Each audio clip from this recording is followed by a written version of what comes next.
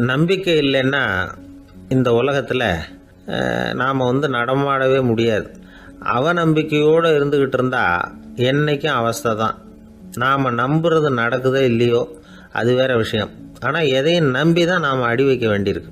வேறு ஒன்றும் வேணாம், ஒரு லாட்ரி சீட்டு வாங்குகிறோம், அது எங்கே நமக்கு விழப்போகுது அப்படிங்கிற அவநம்பிக்கையோடவா வாங்குகிறோம்.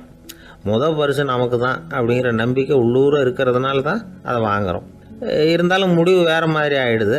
அதுக்காக மனசு சோர்ந்து போகிறதில்ல, அடுத்த மாதமும் சீட்டு வாங்குகிறோம். இந்த நம்பிக்கை தான் மனித வாழ்க்கைக்கு ஆதாரம். ஒரு கடையில் போய் டீ சாப்பிட்றீங்க, அந்த டீ நல்ல டீ தானா, அதில் விஷம் கலந்துருக்குமா அப்படிங்கிற சந்தேகம் வந்துட்டுதுன்னு வச்சுங்க. அதுக்கப்புறம் அதை எப்படி நீங்கள் சாப்பிட முடியும்? நம்பி தான் சாப்பிட்ணும்.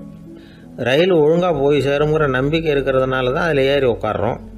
லெட்டர் ஒழுங்காக போய் சேருங்கிற நம்பிக்கை இருக்கிறதுனால தான் பெட்டியில் போடுறோம். சரி, நம்ம கதையெல்லாம் நம்மளோட இருக்கட்டும். மனித நம்பிக்கை எந்த அளவுக்கு உறுதியாகவும் அறிவுபூர்வமாகவும் இருக்கணுங்கிறதுக்கு அலெக்சாண்டர் வாழ்க்கையில் நடந்த ஒரு சம்பவத்தை உதாரணமாக சொல்லலாம். இந்த உலகத்தையே ஜெயிக்கணும்னு புறப்பட்டார் அலெக்சாண்டர். ஒரு கட்டத்தில் அவர் சிட்னஸ் நதி கரைக்கு சேர்ந்தார். அந்த சமயத்தில் அவருக்கு கடுமையான நோய் வந்துட்டுது. அவர் கூடவே வந்திருந்த கிரேக்க வைத்தியர்கள் என்னென்னமோ முயற்சியெல்லாம் பண்ணி பார்த்தாங்க. இருந்தாலும் அலெக்சாண்டருக்கு வந்திருக்கிறது என்ன நோய்ங்கிறத அவங்களால கண்டுபிடிக்க முடியல. ஏன்னா அந்த பகுதியில் உள்ளவங்களுக்கு மட்டுமே அதிகமாக வரக்கூடிய ஒரு வினோதமான நோயாக இருந்தது அது. ஆனால் அவர் இருக்கிற இடம் எதிரியோட இடம், பாரசீக மன்னனோட ஆளுகைக்கு உட்பட்ட இடம். என்ன பண்ணுறது அப்படின்னு எல்லாரும் யோசனை பண்ணாங்க. பாரசீக மன்னனோட அரண்மனையில் இருக்கிற வைத்தியர் வந்தால் இந்த நோயை குணப்படுத்தி விடுவார் அப்படின்னு சொன்னாங்க. இருந்தாலும் எதிரியோட நாட்டில் இருக்கிற வைத்தியரை கூப்பிட்டு எப்படி நம்பி வைத்தியம் பார்க்க சொல்கிறது அப்படின்னு சொல்லி எல்லாரும் தயங்கினாங்க. ஆனால் அலெக்சாண்டர் தயங்கலை. பரவாயில்ல, அழைச்சிட்டு வாங்கன்னு விட்டார். உடனே அவரை போய் அழைச்சிட்டு வந்துட்டாங்க. அவர் வந்தார். அலெக்சாண்டர் உடம்பை பரிசோதனை பண்ணி பார்த்தார். சரி, இதை குணப்படுத்தி விடலாம், பயப்பட வேண்டியதில்லை. ஆனால் இதுக்கு ஒரு மூலிகை ரசம் தயார் பண்ணி கொடுக்கணும். நான் போய் அதை தயார் பண்ணிவிட்டு 2 நாளில் திரும்பி வந்துடுறேன் அப்படின்னு சொல்லிவிட்டு போனார் அந்த வைத்தியர். அதே மாதிரி 2 நாளில் திரும்பி வந்தார் மூலிகை ரசத்தோட. இதுக்கு இடையில் அலெக்சாண்டரோட தளபதிகளில் ஒருத்தர் ரகசியமாக ஒரு எச்சரிக்கை கடிதம் கொடுத்து அனுப்பியிருக்கிறான். அதை வாங்கி என்ன விஷயம்னு பார்த்தார். இப்போ உங்ககிட்ட வந்திருக்கிற எதிரி நாட்டு வைத்தியரை நம்பாதீங்க, அவன் கொண்டுகிட்டு வந்திருக்கிற மூலிகை ரசத்தில் விஷம் கலந்துருக்குது அப்படின்னு அதில் எழுதியிருக்கு. அதை பார்த்தார் அலெக்சாண்டர். இருந்தாலும் கொஞ்சம் கூட அலட்டிக்கலை. வைத்தியர் கொடுத்த மருந்தை வாங்கி கடகடன்னு குடிச்சுட்டு அதுக்கப்புறம் அந்த கடிதத்தில் இருந்த விஷயத்தை அந்த வைத்தியர்கிட்ட சொன்னார். வைத்தியர் திகைச்சு போயிட்டார். தன் மேலே அலெக்சாண்டர் வச்சிருக்கிற நம்பிக்கையை பார்த்து அவருக்கு ரொம்ப வியப்பு. வைத்தியர் உண்மையிலேயே நல்ல மருந்து தான் கொண்டுகிட்டு கொடுத்துருக்கிறார், அதில் விஷம்லாம் எதுவும் கலக்கலை. அதுக்கப்புறம் அலெக்சாண்டர் அந்த வைத்தியரை பார்த்து சொன்னாராம், நம்பிக்கைங்கிற அச்சாணியை ஆதாரமாக வச்சுக்கிட்டு தான் இந்த உலகம் சுற்றிக்கிட்டு இருக்குது. எனக்கு எதிரியாக இருந்தாலும் பாரசீக மன்னர் ரொம்ப பெரியவர். அப்பேற்பட்ட மன்னருடைய அரண்மனை வைத்தியர் தொழில் நேர்மை இல்லாதவராக இருக்க மாட்டார். அப்படி இருந்தால் அவரை அரண்மனை வைத்தியராக வச்சிருக்கவே மாட்டாங்க அப்படின்னு நம்பினேன். என்னுடைய நம்பிக்கை வீண் போகலை அப்படின்னாராம். இதுதான் மானுட நம்பிக்கைங்கிறது. இந்த காலத்துலேயும் இது மாதிரி இந்த மானுட நம்பிக்கையை ரொம்பவும் சாமர்த்தியமாக கையாளுகிற கெட்டிக்காரங்க சில பேர் இருக்கிறாங்க. இந்த காலத்து குரு, அவருக்கு ஒரு சிஷ்யன். குரு முன்னாடி அந்த சிஷ்யன் ரொம்ப பணிவாக நின்று, குருவே, உங்கள் கையால் விஷத்தை கொடுத்தாலும் அதை வாங்கி மடமடன்னு குடிச்சிருவேன் அப்படின்னா. உன்னுடைய குரு பக்தியை மெச்சினேன் அப்படின்னார் குரு. அதுக்கு அந்த சிஷ்யன், அப்படி இல்லை குருவே, உங்ககிட்ட சிஷ்யனாக இருக்கிறத விட உங்கள் கையால் விஷத்தை வாங்கி குடிச்சு விடுறது ரொம்ப நல்லது, அதனால தான் அப்படி சொன்னேன் அப்படின்னா.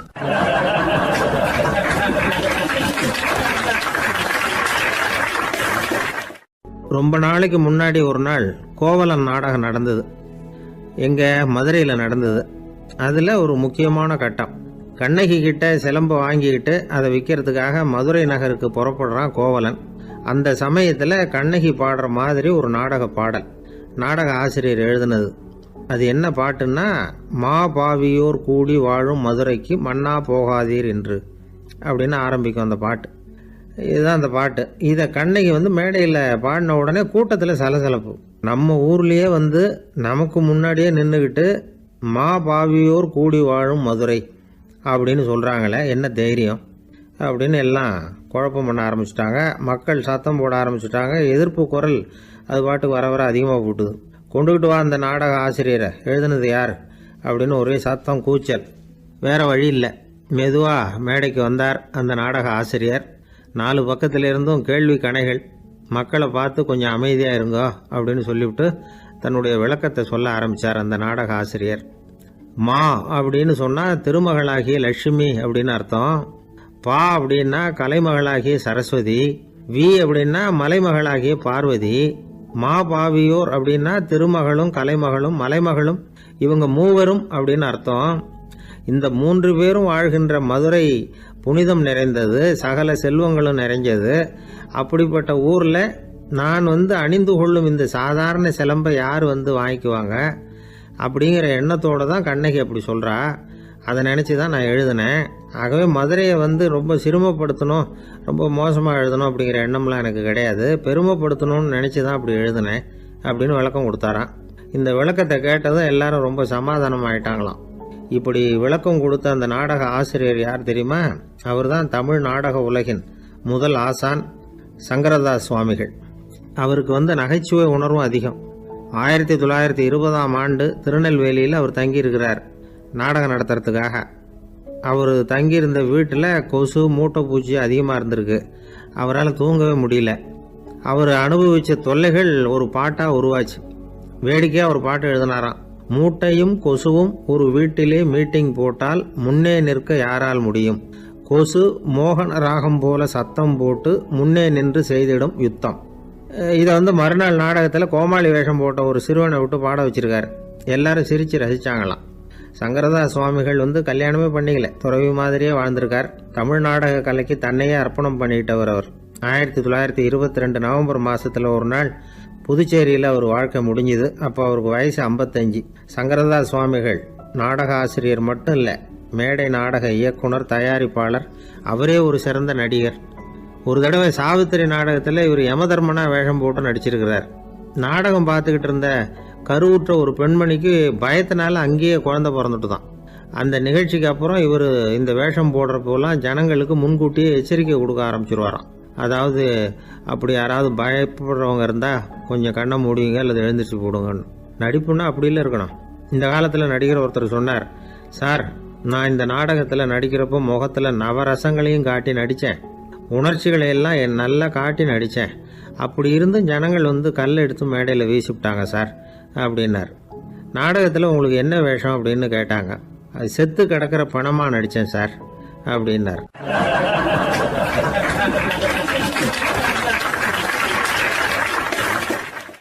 ஒரு குரு, இளம் சீடர்கள் எதிரில் உட்காந்துருக்கிறாங்க. குரு பாடம் நடத்திக்கிட்டு இருக்கிறார். சீடர்களுக்கு ஒரு ஆசை, அதாவது ஒரு முக்கியமான மந்திரத்தை நம்ம குருநாதர்கிட்ட இருந்து கற்றுக்கணும் அப்படிங்கிறது அவங்க ஆசை. அது என்ன மந்திரம்னா, இறந்தவரை உயிர்ப்பிக்கக்கூடிய புனித மந்திரம். அதாவது செத்தவங்களுக்கு மீண்டும் உயிர் உண்டாக்குகிற மந்திரம். குருவே தயவு பண்ணி அந்த மந்திரத்தை எங்களுக்கு உபதேசிக்கணும் அப்படின்னு கேட்டாங்க. அது ரொம்ப ஆபத்தானது, அது என்னத்துக்கு உங்களுக்கு வேண்டாமேன்னாராம் குரு. எங்களுடைய நம்பிக்கை உறுதிப்படுறதுக்காகத்தான் கேட்குறோம், வேற ஒன்றும் இல்லை அப்படின்னு நாங்களாம் சீடர்கள். பக்குவப்படாத அறிவுங்கிறது ரொம்ப ஆபத்தானது அப்படின்னாராம் குரு. இது சீடர்களுக்கு புரியல. அது எப்படிங்க பக்குவப்படாத அறிவு ஆபத்தானதுன்னு சொல்றீங்க, அப்படின்னா என்ன அப்படின்னு கேட்டிருக்காங்க சீடர்கள். குரு அதுக்கு விளக்கம் கொடுத்தாராம். அந்த மந்திரத்தை எப்போ பயன்படுத்தணுங்கிறது முக்கியம். அதை அறியக்கூடிய ஞானம் ஏற்படுகிற வரைக்கும் அதை தெரிஞ்சுக்காம இருக்கிறது தான் நல்லது, இல்லைன்னா ஆபத்துன்னாராம். ஆனால் அந்த சீடர்கள் அதை கேட்குற மாதிரி இல்லை, ரொம்ப பிடிவாதம் பண்ண ஆரம்பிச்சுட்டாங்க. சரி வாங்க சொல்கிறேன்னார் குரு. எல்லாரும் வந்தாங்க. அந்த புனித மந்திரத்தை அவங்களுக்கு ரகசியமாக உபதேசம் பண்ணார். உபதேசம் பண்ணிவிட்டு அவங்களுக்கு எச்சரிக்கையும் கொடுத்தார்.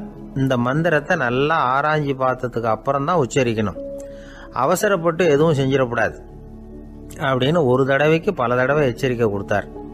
சரின்னு சொல்லிவிட்டு அவங்கெல்லாம் மந்திரத்தை கற்றுக்கிட்டு எழுந்திரிச்சு போயிட்டாங்க. ஒரு நாள் அந்த சீடர்கள் எல்லாம் மணற்பாங்கான இடத்துல அப்படியே நடந்து போயிட்டு இருக்கிறாங்க. ஒரு பாலைவன பகுதி மாதிரி ஒரு இடம். அங்கே ஒரு இடத்துல எலும்புகள் குவியலாக கிடந்தது. உடனே இந்த சீடர்கள் முன்ன பின்ன யோசிக்காம, தியானமும் பண்ணாம அந்த மந்திரத்தோட பயனை சோதிச்சு பார்க்கணும் அப்படின்னு நினச்சிக்கிட்டு அந்த மந்திரத்தை உச்சரிக்க ஆரம்பிச்சிட்டாங்க. அவ்வளவுதான். உடனே என்னாச்சு தெரியுமா? அந்த எலும்புகள் எல்லாம் ஓநாய்களாக மாறி அவங்கள துரத்த ஆரம்பிச்சிட்டுது. சீடர்கள் எல்லாம் தலைதெறிக்க ஓட ஆரம்பிச்சிட்டாங்க. ஓநாய்களும் விடலை, அவங்கள துரத்தி பிடிச்சி கடிச்சு குதற ஆரம்பிச்சிட்டுது. அப்போதான் அந்த சீடர்களுக்கு குரு சொன்ன அறிவுரையோட அர்த்தம் புரிஞ்சுது. பக்குவப்படாத அறிவு ஆபத்தானது அப்படிங்கிறது. அதனால் இதிலேருந்து நாம் தெரிஞ்சுக்க வேண்டியது என்னென்னா, நாம் நம்ம அறிவை வளர்த்துக்கிட்டா மட்டும் போதாது, அந்த அறிவை எப்போ எப்படி பயன்படுத்தணும் அப்படிங்கிற பக்குவமும் நமக்கு வரணும். அப்போ தான் வாழ்க்கை நல்லபடியாக அமையும். இல்லைன்னா இடைஞ்சல் தான். இந்த காலத்தில் சில சின்ன பிள்ளைங்களுக்கே அறிவு ரொம்ப பக்குவப்பட்டிருக்குங்கிறத உணர முடியுது. ஒரு சின்ன பையன் பள்ளிக்கூடத்தில் மார்க் லிஸ்ட் கொடுத்தாங்க, வாங்கிக்கிட்டு அவசரமாக வீட்டுக்கு ஓடினான். எதிரில் வந்த ஒருத்தர் கேட்டார், என்ன அவசரம், ஏன் இப்படி வேகமாக ஓடுறேன்னார். எங்கள் அம்மா கிட்ட அடி வாங்கணும், அதுக்காக தான் ஓடுறேன்னா. அடி வாங்கிறதுக்காக இவ்வளவு அவசரம்னார் அவர். அப்படி இல்லைங்க, நான் போகிறதுக்குள்ளே எங்கள் அப்பா வீட்டுக்கு வந்துட்டாருன்னா அவர்கிட்ட அடி வாங்க வேண்டியிருக்கும், அதை அவாய்ட் பண்ணுறதுக்காக இப்படி ஓடுறேன் அப்படின்னு நானும் அந்த பையன்.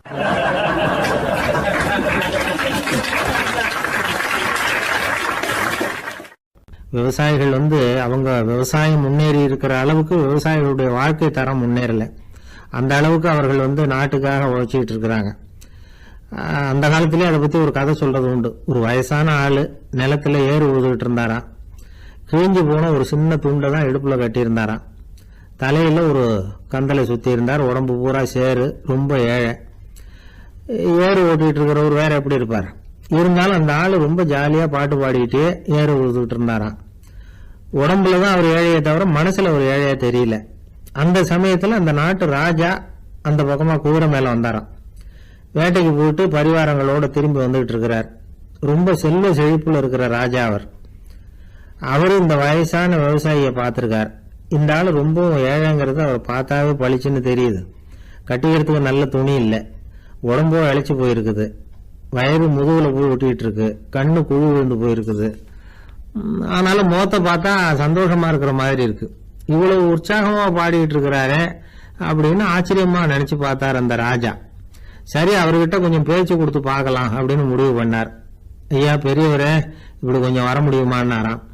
பொழுது போறதுக்குள்ள நான் இந்த வயல் பூரா உழவு ஓட்டி ஆகணும், அதனால பேசுறதுக்கு நேரம் இல்லை அப்படின்னாராம் அந்த பெரியவர். என்ன அவ்வளவு அவசரமா? மீதி இருந்தா நாளைக்கு ஊதுவப்படாதா?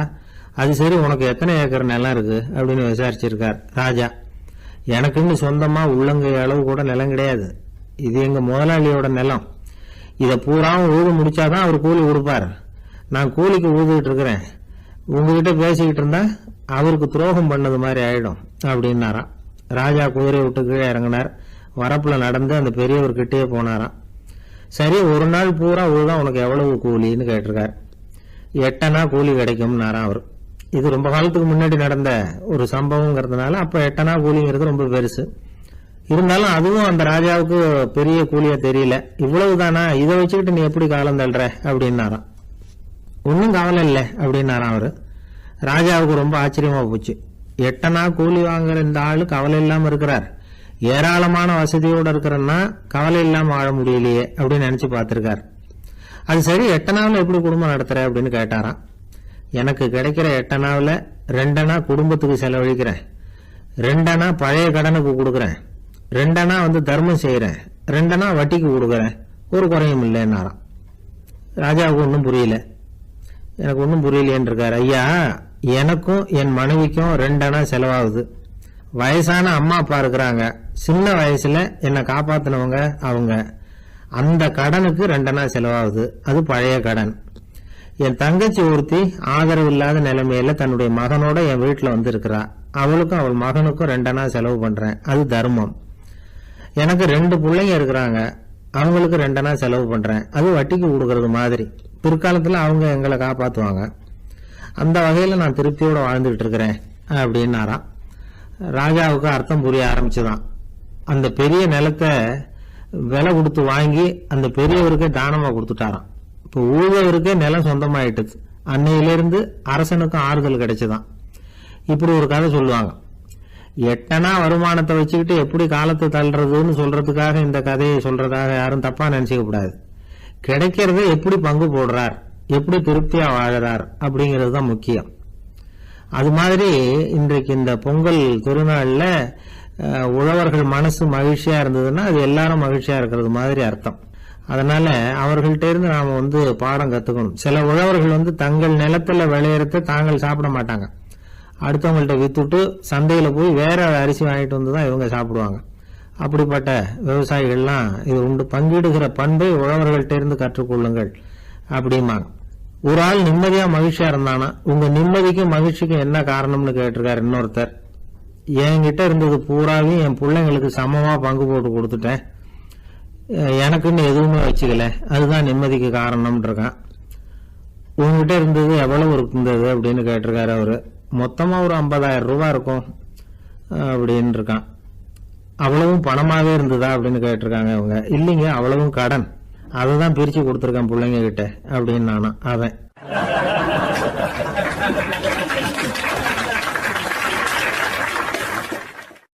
ஒரு ஜென் துறவி, அவருக்கு ரொம்ப வயசாயிட்டுது, கடைசி காலம். நண்பர்களெல்லாம் கூப்பிட்டார். நண்பர்களே, நான் வித்தியாசமான முறையில் சாகணும்னு ஆசைப்படுறேன், அதுக்கு ஏதாவது யோசனை சொல்லுங்களேன் அப்படின்னு கேட்டாராம். நண்பர்கள் சிரித்தாங்க. என்ன பேச்சு பேசுகிறீங்க, சாவறதுங்கிறது என்ன விளையாட்டுத்தனமான காரியமா அப்படின்னு கேட்டிருக்காங்க. அந்த துறவி கொஞ்ச நேரம் யோசனை பண்ணார். அப்புறம் கேட்டாராம், இது வரைக்கும் யாராவது நடந்துக்கிட்டே இறந்துருக்குறாங்களா அப்படின்னாராம். எல்லாரும் இல்லைன்னாங்களாம். ஒருத்தர் மட்டும் சொல்லியிருக்கார். அப்படியும் ஒருத்தர் இறந்துருக்கிறதாக ஒரு கதையில் படிச்சிருக்கிறேன், ஒரு ஞானியால் தான் அப்படியெல்லாம் செய்ய முடியும் அப்படின்னு அவர் சொன்னாராம். சரி, அப்படின்னா அந்த முறை நமக்கு வேணாம், நின்றுக்கிட்டே யாராவது உயிரை விட்டுருக்காங்களா அப்படின்னு விசாரிச்சாராம். அப்படியும் ஒருத்தர் இறந்துருக்கிறார் அப்படின்னாங்களாம். மறுபடியும் அந்த துறவி யோசனை பண்ணியிருக்கிறார். ஏதாவது வித்தியாசமான முறையில் நாம் போகணும் அப்படிங்கிறது அவருடைய விருப்பம். மனிதன் எப்படி வாழ்கிறானோ அப்படி இறப்பது தான் நல்லது. சரி, யாராவது தலைகீழாக யோகம் செய்யும் நிலையில் இறந்துருக்கிறாங்களா அப்படின்னு விசாரிச்சாராம். நண்பர்கள் சிரித்தாங்க. தலைகீழாக நின்னபடி இறந்ததாக நாங்கள் கேள்விப்பட்டதே இல்லை, அது முடியாத காரியம் அப்படின்னு இருக்காங்க. இப்போ அந்த துறவிக்கு திடீர்னு உற்சாகம் வந்துட்டுது. உடனே எழுந்திரிச்சார், தலைகீழாக நின்னார், அப்படியே உயிரை விட்டுட்டார். அவ்வளோதான். அந்த மடாலயத்தில் ஒரே குழப்பம், எப்படி அவரை கீழே இறக்கி படுக்க வைக்கிறது அப்படின்னு புரியல. இப்படி உயிர் விடுறதை பற்றி அவங்க இதுவரைக்கும் கேள்விப்பட்டதும் இல்லை. உண்மையிலேயே இவர் இறந்து தான் போனாராங்கிறதும் தெரியல. சோதித்து பார்த்தாங்க. இதய துடிப்பு, நாடி துடிப்பு எல்லாம் நின்று போயிருந்தது. இவர் எப்போவும் இப்படி தான், என்ன பண்ணுறது இப்போது அப்படின்னு சொல்லி எல்லாரும் குழம்பிக்கிட்டு இருக்கிற சமயத்தில் ஒரு பெரியவர் யோசனை சொன்னார். இந்த துறவியோட மூத்த சகோதரி பக்கத்து மடாலயத்தில் இருக்கிறாங்க, அவங்கள இங்கே அழைச்சிட்டு வந்தால் ஏதாவது வழி கிடைக்கும் அப்படின்னார். அந்த அம்மாவுக்கு 90 வயசு. அழைச்சிட்டு வந்தாங்க. ஒரு குச்சியை ஊன்றிக்கிட்டு அப்படியே மெதுவாக நடந்து வந்தாங்க. தம்பி, தலைகீழாக நின்று உயிர் விட்டு இறக்கிறத பார்த்தாங்க. தம்பின்னு கூப்பிட்டு பார்த்தாங்க, ஒன்றும் காணோம். உடனே என்ன பண்ணாங்க, தன்னுடைய கைத்தடியால் தம்பியோட உடலை ஒரு தட்டு தட்டினாங்க. ஏப்பா, சாகிறப்பவும் உன்னுடைய குறும்புத்தனத்தை விடலையா, இப்படியாடா சாகிறது, ஒழுங்காக செத்து தொலை அப்படின்னாங்களாம். அவ்வளவுதான். உடனே அந்த துறவி திரும்பி நேராக நின்னார். அக்கா, கோவப்படாத, நான் ஒழுங்காக சாகிறேன், எப்படி செத்தா என்ன, எல்லாம் எனக்கு ஒன்று தான் அப்படின்னு சொல்லிவிட்டு அப்படியே தரையில் படுத்து உயிரை விட்டாராம். அதுக்கப்புறம் அந்த அம்மா கோலை கையில் எடுத்துக்கிட்டு அப்படியே திரும்பி கூட பார்க்காம அவங்க பாட்டுக்கு போயிட்டாங்களாம். மரணத்தை ஒரு விளையாட்டாக ஆக்கிய அந்த துறவிக்கு வாழ்க்கையே ஒரு விளையாட்டாக தான் இருந்திருக்குது. எந்த நோக்கமும் இல்லாமல் செயல்படுறதுன்னா என்னங்கிறதும் அவருக்கு தெரிஞ்சிருக்குது. பயனை எதிர்பார்க்காம பணி செய்து வாழ்ந்து மறைந்த மகான் அவர். தம்முடைய தொழிலை விளையாட்டு போல செய்ய தெரிஞ்சவருக்கு வாழ்க்கையே ஒரு விளையாட்டாக மாறிடும். எல்லாமே விளையாட்டாகி விடுகிற போது மரணமும் விளையாட்டாகிவிடும் அப்படிங்கிறது தான் அந்த தத்துவம். ஆனால் அதுக்கு முன்னாடி உங்களுக்குள்ளே இருக்கிற உண்மையான நடிகனை நீங்கள் அடையாளம் கண்டுபிடிக்கணும். நீங்கள் நடிக்க வேண்டியதே இல்லை, நீங்கள் ஏற்கனவே நடிச்சுக்கிட்டு தான் இருக்கிறீங்க.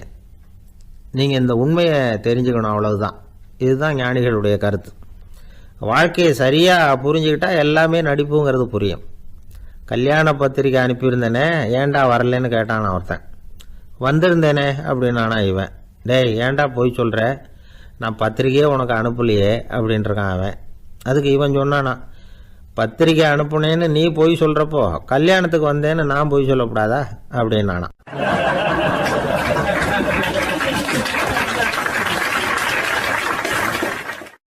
ஆரம்ப காலத்தில் ஒரு குரு, அப்போ ஒரு சீடன் இருந்தான். அது வேடிக்கையான குரு, வேடிக்கையான சீடன். ஒரு ஆசிரமம்.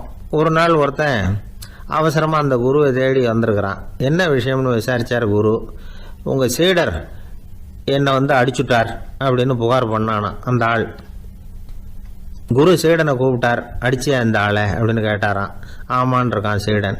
ஏன் அடிச்சே அப்படின்னு கேட்டாரான். இந்த ஆள் உங்களை பற்றி மட்டமாக பேசிவிட்டான், என்னால் அதை தாங்கிக்க முடியல, அதனால தான் அடிச்சுட்டேன்ருக்கான். அப்படி என்ன பேசினா அப்படின்னு கேட்டாரான். உன்னுடைய குருநாதர் இப்போல்லாம் அர்த்தமில்லாமல் பேச ஆரம்பிச்சுட்டார் அப்படின்னு சொல்லிவிட்டான், அதனால தான் அடிச்சுட்டேன் அப்படின்னு நானான். அதுக்காக அடித்தே அப்படின்னாரான். நான் அதுக்காக அடிக்கலை குருவே, இப்பெல்லாம் நீங்கள் அர்த்தம் இல்லாமல் பேசுகிறதாக அவன் சொல்கிறான். அப்படின்னா இதுவரைக்கும் நீங்கள் அர்த்தத்தோடு பேசினதாகத்தானே அர்த்தம், அது தப்பு தானே, அதனால தான் அடித்தேன் அப்படின்னு நானான். ஒரு பெரியவர் உட்கார்ந்துருக்கிறார். அவரை சுற்றி அவருடைய தோழர்கள் உட்கார்ந்துருக்கிறாங்க. ஏதோ ஒரு முக்கியமான செய்தியை அவர் அவங்களுக்கு சொல்லிகிட்டு இருக்கிறார். அவங்களும் ஆர்வமாக கேட்டுக்கிட்டு இருக்கிறாங்க. இந்த சமயத்தில் யாரோ ஒரு ஆள் வேகமாக அங்கே வர்றார். வர்ற வேகத்திலேயே எனக்கு ஏதாவது உதவி செய்யுங்க அப்படின்னு கேட்டுக்கிட்டே வர்றார். கேட்கறது உதவி, ஆனால் குரல் மிரட்டுறது மாதிரி இருக்குது, அதட்டி கேட்கறது மாதிரி இருக்குது. இதை கேட்டதும் அந்த பெரியவர் ஆத்திரப்படலை, ஆனால் அவரை சுற்றி இருந்தவங்க ஆத்திரப்பட்டாங்க. இதை பெரியவர் கவனித்தார். கொஞ்சம் அமைதியாக இருங்கன்னார். வந்தவரை கூப்பிட்டார். அவருக்கு சில பொருள்களை கொடுத்தார். என்னங்க இப்போ உங்களுக்கு மகிழ்ச்சி தானே அப்படின்னார். அப்படின்னு அலட்சியமாக அவர் சொல்கிறார். நான் உங்களை நல்ல முறையில் நடத்தினேன்னா அப்படின்னு கேட்குறாரு அவர் மறுபடியும். அதெல்லாம் ஒன்றும் இல்லை அப்படின்னு சொல்லி அவர் சொல்லிகிட்டு இருக்கிறாரு. குரலில் கடுமை குறையில. சுற்றி இருந்தவங்களால இதை பொறுத்துக்க முடியல. கோபத்தோடு அவரை நோக்கி நெருங்க ஆரம்பித்தாங்க. பெரியவர் அவங்களையெல்லாம் தடுத்து நிறுத்தினார். வந்தவரை வாங்க என்னோட அப்படின்னு சொல்லி அழைச்சிட்டு போனார். வீட்டுக்கு போனார். அங்கே போனதும் இன்னும் சில பொருள்களை எடுத்து அவர்கிட்ட கொடுத்தார். இப்போ திருப்தி தானே, நான் உங்ககிட்ட நல்ல முறையில் நடந்துக்கிட்டேனா அப்படின்னார். அவர் முகம் இப்போ தான் கொஞ்சம் மலர்ந்தது. ரொம்ப நன்றி, இறைவன் உங்கள் குடும்பத்துக்கு எல்லா நன்மைகளையும் செய்வான் அப்படின்னு சொன்னார். இதே வார்த்தைகளை என்னுடைய தோழர்கள்கிட்டே சொல்லிட்டீங்கன்னா அவங்க கோபம் தணிஞ்சிரும், வர முடியுமான்னார். கண்டிப்பாக வர்றேன் அப்படின்னாரு. மறுநாள் காலையில் அந்த இடத்துக்கு வந்தார். அதே மாதிரி சொல்லிவிட்டு அவர் போயிட்டார். தோழர்கள்லாம் ரொம்ப வியப்போடு பெரியவரை பார்த்தாங்க. அந்த பெரியவர் தான் நபிகள் நாயகம். அவர் சொன்னார், ஒருத்தன் ரொம்ப ஆசையாக ஒரு ஒட்டகத்தை வளர்த்துக்கிட்டு வந்தான். ஒரு நாள் அந்த ஒட்டகம் கயத்தை அறுத்துக்கிட்டு ஓடி போயிட்டுது. அக்கம் பக்கத்தில் இருக்கிறவங்கெல்லாம் அந்த ஒட்டகத்தை பிடிக்கிறதுக்கு முயற்சி பண்ணாங்க. அதை துரத்திக்கிட்டு ஓடினாங்க. ஒட்டகம் தாறுமாறாக ஓட ஆரம்பிச்சிது. இந்த சமயத்தில் ஒட்டகத்தை வளர்த்தவன் அங்கே ஓடி வந்தான். நீங்கள் அதை ஒன்றும் செய்ய வேணாம், விட்டுருங்க, அதோட சுபாவம் எனக்கு நல்லா தெரியும், அதை சுலபமாக என்னோடய வழிக்கு கொண்டுட்டு வந்துட முடியும், நான் பார்த்துக்கிறேன், விட்டுருங்கோ அப்படின்னா. எல்லாரும் விலகி போயிட்டாங்க. இவன் என்ன செஞ்சான் தெரியுமா? கொஞ்சம் புல்லை கையில் எடுத்துக்கிட்டு அந்த ஒட்டகத்தை நெருங்கினான். அவ்வளவுதான். அது ஓடி இவன் காலடியில் உட்காந்துக்கிட்டது. செல்லமாக அதை அப்படியே தடவி கொடுத்தான். முதுகில் ஏறி உட்காந்துக்கிட்டான். அது பாட்டுக்கு சாதுவாக நடந்து போகுது. இந்த கதையை நபிகள் நாயகம் தம்முடைய தோழர்களுக்கு சொல்கிறார். ஒட்டகத்தை மட்டும் இல்லை, சில மனிதர்களையும் கூட சில விதத்தில் அணுகிதான் அவர்களை சீர்திருத்த வேண்டியிருக்குது அப்படிங்கிறத அவங்களுக்கு உணர்த்தினார். இது ஒரு அழகான உளவியல் அணுகுமுறை. சில குடும்ப தலைவர்கள் கூட இந்த ஒட்டகம் மாதிரி நடந்துக்கிறது உண்டு, அப்புறம் அடங்கி போகிறதும் உண்டு. ஒரு குடும்ப தலைவர் காலையில் எழுந்திரிச்சதுலேருந்து சத்தம் போட்டு கத்திக்கிட்டு இருப்பார். பக்கத்தில் இருந்தவங்கெல்லாம் ஓடி போய் சமாதானம் பண்ணி பார்த்தாங்க. அவர் ஓயறது மாதிரி தெரியல. கடைசியில் அவர் மனைவி வந்தாங்க. நீங்கள் எல்லாம் விலைக்கு போயிடுங்க, அவர் சுபாவம் எனக்கு தெரியும், நான் பார்த்துக்கிறேன் அப்படின்னாங்க. சரின்னு எல்லாரும் போயிட்டாங்க. சாயந்தரமாக பார்க்குறாங்க, அவர் சத்தம் இல்லாமல் ஒரு மூலையில் உட்காந்துருக்கிறார், ரொம்ப சாதுவா. ஆச்சரியமாக இருந்தது. என்னம்மா பண்ணீங்கன்னு கேட்டாங்க. அது ஒன்றும் இல்லைங்க, ஒரு வேளை சாப்பாட்டை நிறுத்தினேன், பட்னி போட்டேன், அவ்வளவுதான் அப்படின்னாங்க அந்த அம்மா.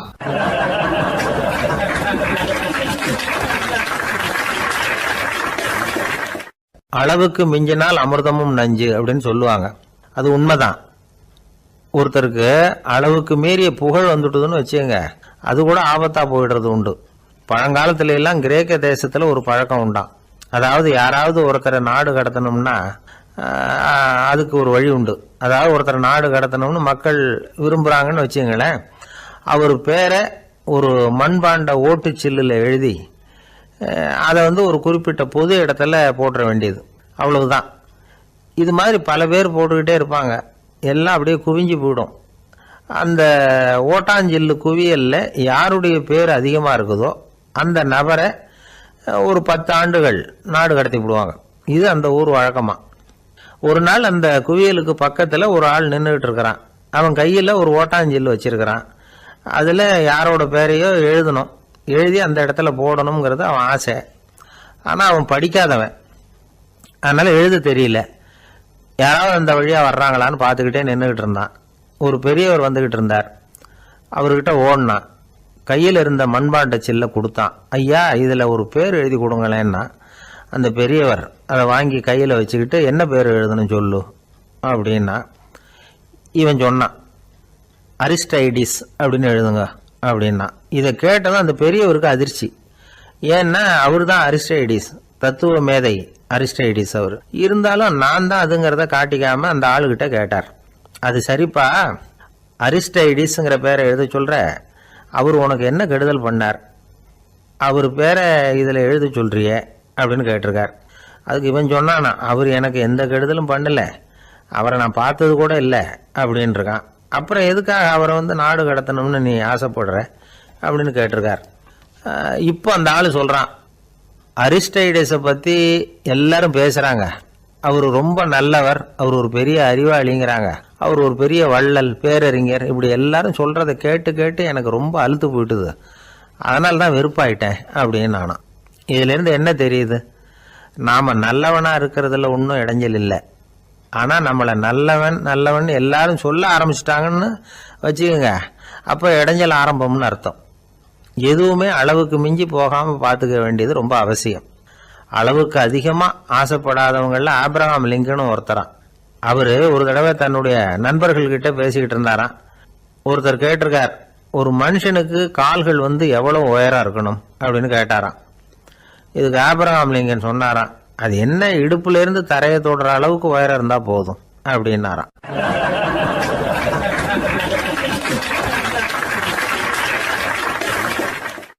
ஒரு ஊரில் ஒரு ராஜா இருந்தார். அவர் அடிக்கடி காட்டுக்கு வேட்டையாட போவார்.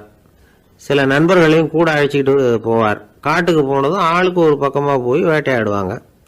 சாயந்தரமாக திரும்பி வருவாங்க. மறுநாள் அரண்மனையில் உட்காந்து ஒவ்வொருத்தரும் அவங்க அனுபவங்களை எல்லாம் சொல்லிக்குவாங்க. அவங்க வீரத்துக்கு தகுந்த மாதிரி பரிசை அந்த ராஜா கொடுப்பார். இது மாதிரி ஒரு தடவை எல்லாரும் வேட்டைக்கு போயிட்டு திரும்பி வந்ததும் உட்காந்து பேச ஆரம்பிச்சிருக்கிறாங்க. ஒருத்தன் சொன்னான், தன்னுடைய வீர செயலை பற்றி அளக்க ஆரம்பிச்சிட்டான். ஏன்னா அதுக்கு பரிசு கிடைக்க போகுதில்ல, அதனால. அவன் என்ன சொன்னான் தெரியுமா? அரசே, நேற்றுக்கு காட்டில் என்னாச்சு தெரியுமா? எனக்கு நேராக ஒரு சிங்கம் வாயை திறந்துக்கிட்டு வந்துட்டுது. நான் பயப்படவே இல்லை. உடனே ஒரு கல்லை எடுத்து குறி பார்த்து வீசினேன். சிங்கத்து வாய்க்குள்ளே போய் அந்த கல் மாட்டிக்கிட்டுது. அவ்வளவுதான். அந்த சிங்கம் என்னை பார்த்துட்டு பயந்துட்டு ஒரே ஓட்டமாக திரும்பி ஓடி போயிட்டுது அப்படின்னா. ஆஹா பலே அப்படின்னு எல்லாரும் கை தட்டினாங்க. ரெண்டாவது ஆள் ஒருத்தன் எழுந்திரிச்சான். அவன் சொல்ல ஆரம்பிச்சான், அரசே, நான் போன வழியில் 2 பெரிய மலைப்பாம்பு கிடந்தது, என்னை மூழ்கிறதுக்கு வந்தது. நான் என்ன பண்ணேன் தெரியுமா? அந்த 2 பாம்போட வாலையும் ஒன்றா சேர்த்து முடிச்சு போட்டுட்டேன். அவ்வளவுதான். அது அங்கே இழுக்க இது இங்கே இழுக்க முடிச்சு நல்லா இறுகி போட்டுது அப்படின்றான். ஆஹா அற்புதம்னு சொல்லி எல்லாரும் கை தட்டினாங்களாம். அடுத்தபடியாக 3வது ஆள் ஒருத்தன் வந்தான். அவன் சொல்ல ஆரம்பித்தான், மன்னா, நான் போன பாதையில் குறுக்க ஒரு ஆறு, அதில் இறங்கி குளித்தேன். யாரோ காலை பிடிச்சி இழுக்கிறது மாதிரி இருந்தது. திரும்பி பார்த்தா ஒரு பெரிய முதலை. நான் உடனே அப்படியே ஒரு துள்ளல் துள்ளி அது முதுகில் போய் உக்காந்துக்கிட்டேன். அதை அப்படியே கரைக்கு நீந்த வச்சேன். கரைக்கு வந்து சேர்ந்ததும் அப்படியே ஒரே துள்ளி குதிச்சு கரைக்கு வந்துட்டேன் அப்படின்றான். அவன் தன்னுடைய வீரத்தை அப்படி சொல்லியிருக்கான். அடடா எப்பேற்பட்ட வீரம் அப்படின்னு எல்லாரும் கை தட்டினாங்களாம். 4வது ஆள் எழுந்திரிச்சான். மன்னா, நான் போன இடத்துல ஒரு கரடி என்னை துரத்த ஆரம்பிச்சுட்டுது. நான் ஒரு மலை உச்சிக்கு வந்துட்டேன். அதுக்கப்புறம் ஒரு அடி எடுத்து வச்சாலும் அதில் பாதாளத்தில் விழ வேண்டியது தான். அந்த நேரம் பார்த்து ஒரு பெரிய ராட்சச கழுகு அந்த பக்கமாக பறந்து வந்தது. நான் உடனே அப்படியே உயர எழும்பி அந்த கழுகோட காலை பிடிச்சிக்கிட்டேன். அப்படியே தொங்கிக்கிட்டே வந்தேன். ஒரு நல்ல இடம் வந்ததும் தொப்புன்னு கீழே குதிச்சு நடந்து வந்துட்டேன். இதுக்கும் எல்லாரும் கை தட்டுறாங்க. கடைசியாக ஒரு ஆள் எழுந்திரிச்சான். அரசே, நான் வந்து போன வழியில் ஒரு பெரிய யானை குறுக்க வந்தது, பயங்கரமாக சத்தம் போட்டுக்கிட்டே வந்தது. நான் பயந்து ஓடலை. உடனே என்ன பண்ணேன் தெரியுமா? அந்த யானையோட வாலை பிடிச்சி தூக்கினேன், தலைக்கு மேலே தூக்கி கரன்னு சுற்றினேன், வேகமாக சுற்றி வீசி எறிஞ்சேன், அவ்வளவுதான். அதே ஸ்பீடில் அந்த யானை மேலே போக ஆரம்பிச்சுட்டுது. இன்னும் கூட அது போய்கிட்டே தான் இருக்குது, கீழே விழவே இல்லைன்னா. இதை கேட்டதும் ராஜாவுக்கு கோபம் வந்துட்டுது. என்ன முட்டாள்னு நினச்சிக்கிட்டு பேசுறியா? யானையை வந்து நீ வாழை பிடிச்சி தூக்குன, அதை நான் நம்பணுமா அப்படின்னார். உடனே இவன் பணிவாக பதில் சொன்னான். அரசே, ஒரு சிங்கத்து வாயில கல் மாட்டிக்கிட்டதை நம்புறீங்க, மலைப்பாம்பு வாழை பிடிச்சி முடிச்சு போட்டதை நம்புறீங்க, முதல்ல முதுகில் சவாரி பண்ணதையும் நம்புறீங்க, கழுகு காலை பிடிச்சிக்கிட்டு பறக்கிறதையும் நம்புறீங்க. அப்படி நம்புறப்ப நான் சொன்னதை மட்டும் நம்பக்கூடாதா அப்படின்னு கேட்டானான். பொய் சொன்னவங்கெல்லாம் தலையை தொங்க போட்டுக்கிட்டாங்களாம். ராஜா அவங்கள பார்த்து சொன்னாராம், நீங்கள் எல்லாரும் என்னை முட்டாளாக்கி இருக்கிறீங்க. கடைசியாக பேசின இவன் தான் எனக்கு உண்மை எது பொய் எதுங்கிறத புரிய வச்சிருக்கிறான். இவன் தான் உண்மையான தைரியசாலி அப்படின்னு சொல்லி அவனுக்கே பரிசையெல்லாம் கொடுத்து பாராட்டினாராம். இப்படி ஒரு கதை. உண்மையை நிலைநாட்டுகிறவன் தான் உண்மையான வீரன் அப்படிங்கிறத இதுல இருந்து நாம புரிஞ்சுக்கணும். இந்த காலத்துல எல்லாம் பொய் சொன்னாதான் பிழைக்க முடியுங்கிறது ஒரு சில பேரோட நம்பிக்கை. ஒரு அப்பாவுக்கு தன் மகனுக்கு பொய் சொல்ல தெரியலையேங்கிற கவலை. பொய் சொன்னாதான் இந்த உலகத்துல பிழைக்கலாம், ஆனா இவனுக்கு அது தெரியலையே, அதனால இவனை அழைச்சிட்டு போய் நடுக்கடல்ல விட்டுட்டு வந்துருவோம் அப்படின்னு அழைச்சிட்டு புறப்பட்டான். கடற்கரைக்கு போனான். மகனுக்கு சந்தேகம், எங்கப்பா என்ன அழைச்சிட்டு போறேன்னு கேட்டிருக்கான். கடல்ல மீன் பிடிக்க கற்றுக் கொடுக்க போறேன் உனக்கு அப்படின்னானா. நான் ஏற்கனவே மீன் பிடிச்சிட்டேனேன்னானா இவன் மகன். எங்க அதுன்னு கேட்டிருக்கான். அப்பங்காரன். சுட்டு சாப்பிட்டுட்டேன் இருக்கான் புள்ள. அப்பங்காரன் பார்த்தான், சரி நம்ம புள்ள பொழைச்சிக்கோ அப்படின்னு சொல்லி திருப்பி அழைச்சிட்டு வந்துட்டானா. இணை புரியாத 2 நண்பர்கள் இருந்தாங்களாம். 2 பேரும் விடாம சிகரெட் குடிக்கிறவங்க. அதுல ஒருத்தன் செத்து போட்டான். இன்னொருத்தன் அதுக்கப்புறம் 2 சிகரெட்டா குடிக்க ஆரம்பிச்சானா. ஏன் இப்படி பண்றேன்னு கேட்டிருக்காங்க. நான் ஒரு சிகரெட்டு தான் குடிக்கிறேன், செத்து போன என்னுடைய ஃப்ரெண்டு இருக்கானே செத்து போனவன், அவனுக்காக இன்னொரு சிகரெட்டு குடிக்கிறேன் அப்படின்னு நானா. இது ரொம்ப ஆபத்து, விட்டுடு அப்படின்னு சொல்லியிருக்காங்க. சரின்னு ஒத்துக்கிட்டான். ஆனால் அதுக்கப்புறமும் ஒரு சிகரெட் விதமாக குடிச்சிக்கிட்டே இருந்தான். சிகரெட் பழக்கத்தை நீ இன்னும் விடலையான்னு கேட்டாங்களாம். அந்த பழக்கத்தை நான் எப்போ விட்டுட்டேன், இப்போ நான் குடிக்கிறது என் ஃப்ரெண்டுக்காக அப்படின்னு நானா. இவங்கெல்லாம் எப்படி திருந்துறது?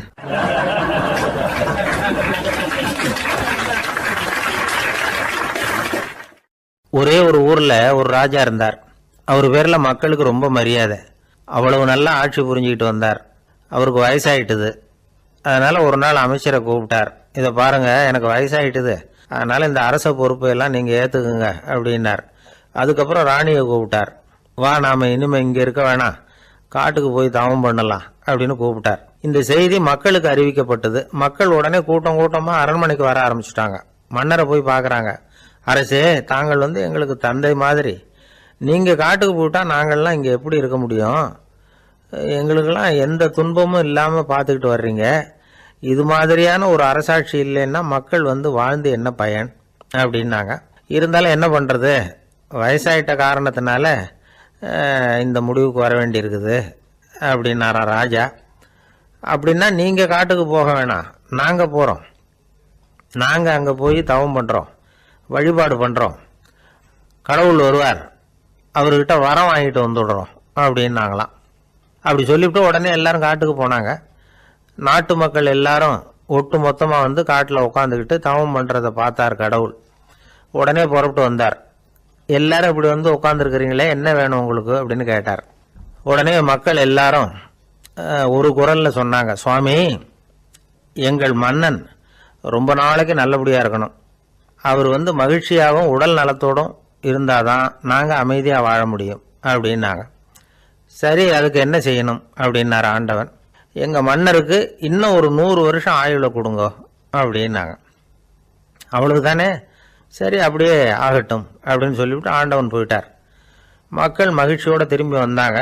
மன்னா, கடவுள் வரம் கொடுத்துட்டார், நீங்க 100 வருஷம் வாழ போறீங்க அப்படின்னாங்க. இதை கேட்டதும் ராணி ராஜாவை வணங்கி, நான் தவம் செய்ய போறேன் அப்படின்னு புறப்பட்டாங்க. உடனே மக்கள் என்ன நினைச்சாங்க தெரியுமா? ஐயோ, நாம ராஜாவுக்கு மட்டும்தானே நீண்ட ஆயுள் வேணும்னு வரம் வாங்கணும், ராணிக்கு வாங்கலையே, அதுதான் கோபத்துல புறப்பட்டாங்க போல இருக்கு அப்படின்னு நினைச்சு வருத்தப்பட்டாங்க. ஆனா ராணி நினைச்சது அது இல்லை. ராணி போய் தவம் பண்ணாங்க, கடவுள் காட்சி கொடுத்தார். இவங்க கேட்குறாங்க, சுவாமி ராஜாவுக்கு மட்டும் 100 வருஷம் ஆயுள்னு வரம் கொடுத்துட்டீங்க, அப்படின்னா குடிமக்களும் 100 வருஷம் இருக்கணும். இப்படிப்பட்ட குடிமக்கள் இல்லைன்னா அப்படிப்பட்ட அரசன் இருந்து என்ன பிரயோஜனம் அப்படின்னாங்களாம். ஆண்டவன் பார்த்தார், சரி அவங்களும் 100 வருஷம் வாழ்வாங்க, அது மட்டும் இல்லை நீயும் 100 ஆண்டு காலம் வாழ வரமளிக்கிறேன் அப்படின்னு சொல்லிவிட்டு மறைஞ்சிட்டார். இதில் ஆண்டவன் வர்றதும் மறையிறதும் முக்கியம் இல்லை. இதில் கவனிக்க வேண்டியது ஆள்கிறவனின் விசால மனம், குடிமக்களின் விசால மனம், ஆள்கிறவன் மனைவியினுடைய விசால மனம். இப்படி ஒரு நாடு இருந்துட்டுதுன்னா எப்படி இருக்கும் வாழ்க்கையை நினச்சி பாருங்கள். அதனால தான் பெரியவங்கள்லாம் சொல்கிறாங்க, இதய வாசல் திறந்தே இருக்கணும், இதயத்தின் கதவுகளை மூடாதீங்க அப்படின்னு சொல்லுவாங்க. என்கிட்ட ஒருத்தர் சொன்னார், என்னுடைய இதய வாசல் எப்பவும் திறந்தே தான் இருக்குதுன்னார். எதனால் அப்படி சொல்கிறீங்க அப்படின்னு கேட்டோம். டாக்டரே சொல்லிவிட்டார், என்னுடைய இதயத்தில் ஒரு ஓட்டை இருக்குது அப்படின்னு, வால்வு சரியில்லையா அப்படிங்கிறார்.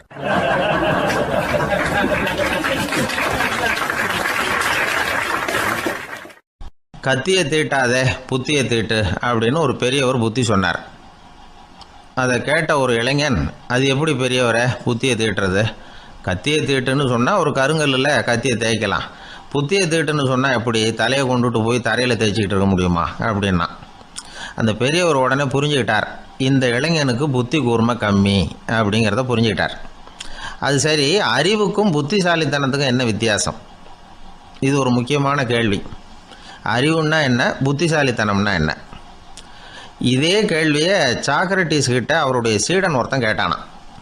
ஐயா, அறிவுக்கும் புத்திசாலித்தனத்துக்கும் என்னங்க வித்தியாசம் அப்படின்னு கேட்டிருக்கான். சாக்ரட்டிஸ் நிமிர்ந்து பார்த்துருக்கிறார் அந்த சீடனை. அதுக்கப்புறம் சொன்னாராம், நான் சொல்கிறேன் உன்னுடைய கேள்விக்கு பதில், ஆனால் அதுக்கு முன்னாடி நீ ஒரு காரியம் பண்ணணும்னாரான். என்னங்க செய்யணும் சொல்லுங்கன்றிருக்கான். அதோ பாரு, ஒரு பெரியவர் உட்காந்துருக்கிறாரு, அவர்கிட்ட போ, இங்கேருந்து பக்கத்தில் இருக்கிற அந்த கிராமத்துக்கு போய் சேர எவ்வளவு நேரம் ஆகும் அப்படின்னு கேட்டுட்டு வா அப்படி சொன்னார் சாக்ரட்டிஸ். சரின்னு சொல்லிவிட்டு இவன் போனான். அந்த பெரியவர் முன்னாடி போய் நின்னான். ஏங்க பெரியவரை, இங்கேருந்து அதோ தெரியுத அந்த கிராமத்துக்கு போய் சேர்றதுக்கு எவ்வளவு நேரம் ஆகும் அப்படின்னு கேட்டான். பெரியவர் நிமிர்ந்து பார்த்தார், ஆனால் பதில் எதுவும் சொல்லலை. இவன் மறுபடியும் ஒரு தடவை அதே கேள்வியை அவர்கிட்ட கேட்டான். என்னங்க நான் கேட்குறது உங்கள் காதில் விழுதா, அந்த கிராமத்துக்கு போய் சேர்றதுக்கு எவ்வளோ நேரம் ஆகும் அப்படின்னு சொல்லி மறுபடியும் கேட்டான். அப்பவும் அவர் பதில் சொல்லலை. உடனே அவன் மனசுக்குள்ளே முடிவு பண்ணிக்கிட்டான், சரி பெரியவர் ஒரு மாதிரியாக தெரிகிறார், புத்தி சுவாதீனம் சரியில்லாத ஒரு மாதிரி தெரியுது அப்படின்னு நினச்சிக்கிட்டே வந்த வழியிலே திரும்பி வந்துட்டான். கொஞ்சம் தூரம் நடந்திருப்பான். இப்போ அந்த பெரியவர் மறுபடியும் கூப்பிட்டார், இளைஞனே இப்படி வாடினார். இவனுக்கு ஒன்றும் புரியல. மறுபடியும் திரும்பி நடந்தான். அவர் முன்னாடி போய் நின்னான். பெரியவர் சொன்னார், தம்பி இங்கேருந்து அந்த கிராமத்துக்கு போய் சேர்றதுக்கு 5 நிமிஷம் ஆகும் அப்படின்னார். இப்போது அந்த இளைஞன் அந்த முதியவரை ஒரு மாதிரியாக பார்க்க ஆரம்பித்தான். அதுக்கப்புறம் கொஞ்சம் யோசித்தான். பிறகு அவர்கிட்டே கேட்டுட்டான், ஏங்க பெரியவரை, இதே பதிலை அப்போவே என்கிட்ட சொல்லியிருக்கலாமே, என்னை திரும்பி போன்னு சொல்லிவிட்டு பாதி தூரம் போனதுக்கப்புறம் மறுபடியும் கூப்பிட்டு அதுக்கப்புறம் இப்படி சொல்கிறீங்களே, இது நியாயமா அப்படின்னா. பெரியவர் சிரித்தார். அதுக்கப்புறம் சொன்னார், ஏன்பா நீ எவ்வளவு வேகமாக நடக்கிறேங்கிறத பார்க்காம நீ கிராமத்துக்கு போய் சேர வேண்டிய நேரத்தை எப்படி என்னால் சொல்ல முடியும்? அதனால தான் உன்னை கொஞ்சம் தூரம் நடக்க விட்டு உன்னுடைய நடையின் வேகம், அந்த கிராமம் இருக்கிற தூரம் ரெண்டையும் கணக்கு போட்டு அதுக்கப்புறம் நேரத்தை சொன்னேன்னார். சீடன் வந்து தலை குனிந்தான். அப்படியே திரும்பி வந்து சாக்ரட்டிஸ் முன்னாடி நின்னான். சாக்ரட்டிஸ் இப்போ சொல்கிறார், தம்பி அதுக்கு பேர் தான் புத்திசாலித்தனம். இந்த அறிவு கூர்மை வந்து எல்லா இளைஞர்களுக்கும் வரணும் அப்படிங்கிறதுக்காகத்தான் கத்தியை தீட்டாத புத்தியை தீட்டு அப்படின்னு பெரியவங்கள்லாம் சொல்லிகிட்டு இருக்கிறாங்க. புத்தியை தீட்டுறவங்கெல்லாம் வாழ்க்கையில் அறிவாளியாகிறாங்க, தீட்டாதவங்க கோமாளியாகிறாங்க. இதுதான் இன்றைக்கி நடக்கிறது. அதனால் அறிவு கூர்மைங்கிறது வேற. இந்த காலத்து ஆசாமி ஒருத்தர் இன்னொருத்தரை பார்த்து கேட்டார், ஏங்க ஒரு விமானம் இங்கேருந்து புறப்பட்டு 2 மணி நேரத்தில் மதுரைக்கு போய் சேருது. நல்லா கவனிங்க, ஒரு விமானம் இங்கேருந்து புறப்பட்டு 2 மணி நேரத்தில் மதுரைக்கு போய் சேருது அப்படின்னா என்னோடய வயசு என்னன்னு கேட்டார். இவர் கேட்குறதுல ஏதாவது அர்த்தம் இருக்கா? அதாவது இங்கேருந்து புறப்பட்டு 2 மணி நேரம் ஆகுது மதுரைக்கு போகிறதுக்கு. அப்படின்னா என் வயசு என்னன்னு கேட்குறாரே. இதை கேட்ட உடனே அவர் பதில் சொன்னார். அப்படின்னா உங்களோட வயசு 20 அப்படின்னார். எப்படிங்க அவ்வளவு கரெக்டாக சொன்னீங்க அப்படின்னு கேட்டார். வேறு ஒன்றும் இல்லை, எங்கள் பக்கத்து வீட்டில் ஒரு முழு பைத்தியம் இருக்குது, அதோட வயசு 40. அப்படின்னா உன் வயசு 20 தான் இருக்கணும் அப்படின்னார். அரை பைத்தியம்னு முடிவு பண்ணிக்கிட்டார். அதனால் வாழ்க்கையில் அறிவு கூர்மைங்கிறது ரொம்ப அவசியம். அந்த புத்திசாலித்தனம் இருக்கிறவங்க வாழ்க்கையில் வெற்றி பெறுவது நிச்சயம். வாழ்க்கையில் ரொம்பவும் அடிபட்டு அல்லல் போட்டுக்கிட்டு இருக்கிற ஒருத்தர் வந்தார். மனசு ரொம்பவும் நொந்து போய் பேசினார். இந்த உலகத்தில் மனுஷனாக பிறந்ததை விட மாடாக பிறந்திருக்கலாம் சார் அப்படின்னார். திடீர்னு வந்து என்கிட்ட இப்படி சொன்னால் அதுக்கு நான் என்னங்க பண்ண முடியும் அப்படின்னேன். உங்ககிட்ட வரணும்னு தோணுச்சு, அதனால் வந்தேன் அப்படின்னார். சரிங்க, இப்படி ஒரு யோசனை வந்ததுக்கு என்ன காரணம் அப்படின்னு சொல்லி அவர்கிட்ட கேட்டேன். அதுக்கு அவர் சொன்னார், என் பையனுக்கு வேலை தேடுறேன் கிடைக்கல, பொண்ணுக்கு மாப்பிள்ளை தேடுறேன் கிடைக்கல, வீடு கட்டுறதுக்கு கடன் கேட்குறேன் கிடைக்கல, மாடாக பிறந்திருந்தா இது மாதிரி கவலையெல்லாம் கிடையாதுல்ல, பேசாமல் வைக்கோலை தின்னுக்கிட்டு அசை போட்டுக்கிட்டே கடந்து விடலாமே அப்படின்னார் அலட்சியமாக. அதுக்கப்புறம் தான் அவர் சொன்ன கருத்தை நானும் கொஞ்சம் அசை போட ஆரம்பித்தேன் மனசுக்குள்ளே. இப்போது இயற்கையை பொறுத்த வரைக்கும் அது நாம் எல்லாரும் மகிழ்ச்சியாக வாழணும் அப்படின்னு தான் விரும்புது. விலங்குகள், பறவைகள், தாவரங்கள், அப்புறம் மற்ற உயிரினங்கள் எல்லாமும் நல்லபடியாக இருக்கணும் அப்படிங்கிறது தான் இயற்கையோட விருப்பம். அதில் ஒன்றும் சந்தேகம் இல்லை. இயற்கையோட அமைப்பை கொஞ்சம் கவனித்து பார்த்தா அதை நாம் நல்லா புரிஞ்சுக்கலாம். இருந்தாலும் இந்த ஆள் சொன்னதை கேட்ட பிறகு தான் ஒரு முக்கியமான வேறுபாடு புரிஞ்சுது. அதாவது இந்த உலகத்தில் உள்ள முக்கியமான பிரச்சனைகள் 6. அந்த 6 பிரச்சனைகளும் ஆடு மாடுகளுக்கு கிடையாது, மரம் செடி கொடிகளுக்கு கிடையாது. ஆனால் மனுஷன் அந்த 6 பிரச்சனைகளையும் சந்திக்க வேண்டியிருக்கு. சரி, அந்த 6 பிரச்சனைகள் என்னென்ன தெரியுமா? முதல்ல இந்த ஆடு மாடுலாம் நமக்குன்னு சொந்தமாக ஒரு வீடு இல்லையே அப்படின்னு கவலைப்பட்டுக்கிட்டு இருக்கிறதில்ல. ஆனால் மனிதனுக்கு வீடு தேவைப்படுது. இது ஒரு வித்தியாசம். இப்போ 2வது பிரச்சனை என்னென்னா ஆடை பிரச்சனை. ஒரு கோழியோ சேவலோ நாம் போட்டுக்கிறதுக்கு ஒரு சட்டை இல்லையே அப்படின்னு கவலைப்படுறதில்ல. ஆனால் மனுஷனுக்கு அந்த கவலை உண்டு. சரி, இப்போ 3வது என்னன்னு பார்த்தா கல்வி பிரச்சனை. ஒரு பசுமாடு கவலையோடு நின்றுக்கிட்டு இருக்கு அப்படின்னு வச்சுக்குவோம். நீங்கள் அதுக்கிட்ட போய் ஏன் பசுமாடை கவலையோடு நின்றுக்கிட்டு இருக்கிற அப்படின்னு கேட்குறீங்க. என் கண்ணுக்குட்டிக்கு எல்கேஜியில் இடம் கிடைக்கல, டொனேஷன் கொடுக்கறதுக்கு கையில் பணமும் கிடையாது, சிபாரிசுக்கு யாரை பிடிக்கிறதுன்னு தெரியல, இப்படியா சொல்லிகிட்டு இருக்கோம். அதுக்கு அந்த கவலையெல்லாம் கிடையாது. ஆனால் மனிதனுக்கு அந்த கவலை உண்டு. 4வது என்னன்னு பார்த்தீங்கன்னா வேலைவாய்ப்பு பிரச்சனை. வேலை கிடைக்கலையே அப்படின்னு வேப்ப மரம் கவலைப்படுறதில்ல, ஆனால் மனுஷன் கவலைப்படுறான். 5வது என்னன்னு பார்த்தா கல்யாண பிரச்சனை. எருமை மாடு பசுமாடு எல்லாம் பொண்ணுக்கு மாப்பிள்ளை தேடிட்டாலே இது பேப்பரில் மணமகன் தேவை அப்படின்னு விளம்பரமாக கொடுக்குது, அதெல்லாம் கிடையாது.